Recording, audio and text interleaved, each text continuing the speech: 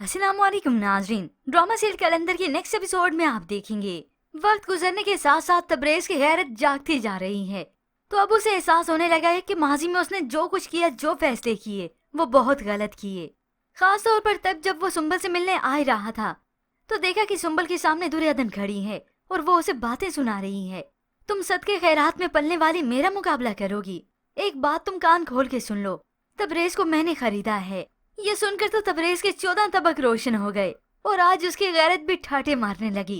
ये सुंबल अपने आप को समझती क्या है, और हकीकत भी तो यही है। तबरेज को पैसा चाहिए था, उसने पैसे की खातिर ही तो ये सब कुछ किया। उसी वक्त वो आगे बढ़कर सुंबल के सामने आ जाता है और अब वो सुंबल के आगे कुछ बोलने भी लगा है, वरना तो तबरेज में इतनी हिम्मत भी ना थी। और ये सारी हिम्मत दुर्योधन की वजह से आई है, क्योंकि तबरेज भी चाहता है कि जैसे दुर्योधन को सुकून है, मुझे भी वैसा सुकून मिले।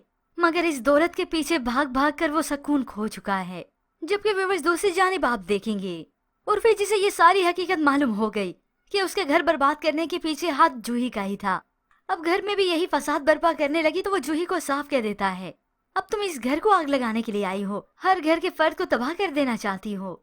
मगर जब उर्फी की वालदा उसे होश में आने का कहती है तो उर्फी उन्हें कह देता है कि ये ना हो कि पछतावे के मारे उन्हें सर पकड़ कर रोना पड़े।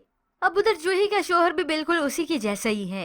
वो उसे रकम का मुतालबा करता है कि अगर तुम मुझे पैसे दे देती हो तो मैं सब कुछ भुलाने के लिए तैयार हूँ और तुम्हें एक्सेप्ट भी कर लूंगा।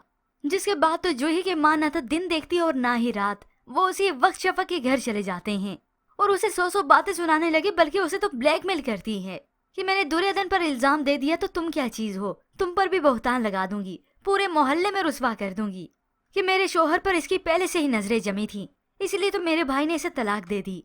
ये सुनकर तो आज शफक इन दोनों माँ बेटी की ये चालें देखकर ही दंग रह गई कि ये इतनी घटिया दर्जे तक भी जा सकते हैं। जबकि व्यूअर्स दूसरी जानिब आप देखेंगे तबरेज को आखिरकार अकल आ ही गई, आज तो गैरत भी आ गई। वो जो गाड़ियों से कभी उतरता नहीं था, आज अपनी बाइक ली और दुर्योधन को उस पर घुमाने की ऑफर भी करता है। तबरेज से ये सुना तो दुर्योधन हैरान थी, मगर वो उसे साफ कह देता है, आओ बैठो। दुर्योधन को तो परेशानी हो रही है, सब कुछ ठीक तो है ना।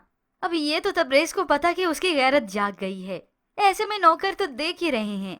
अब ये नौकरानी फौरन से जाकर सुंबल को खबर देगी, अगर ना भी दे तो सुंबल पता कर ही लेगी और यूं ही बहुत जल्द सुंबल और उसके वालिद को मालूम हो ही जाएगा कि किसी की गैरत तो पैसों से खरीदी जा सकती है, मगर खुशियां नहीं।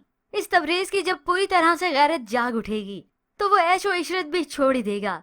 तब सुंबल को मालूम होगा कि ये तन्हाई क्या होती है, किसी का धुतकारना क्या होता है। और होप्स हो तब भी अगर सुंबल ने ना अकल खाई तो ये तबरेज उसे तलाक ही देगा, और क्या कर सकता है।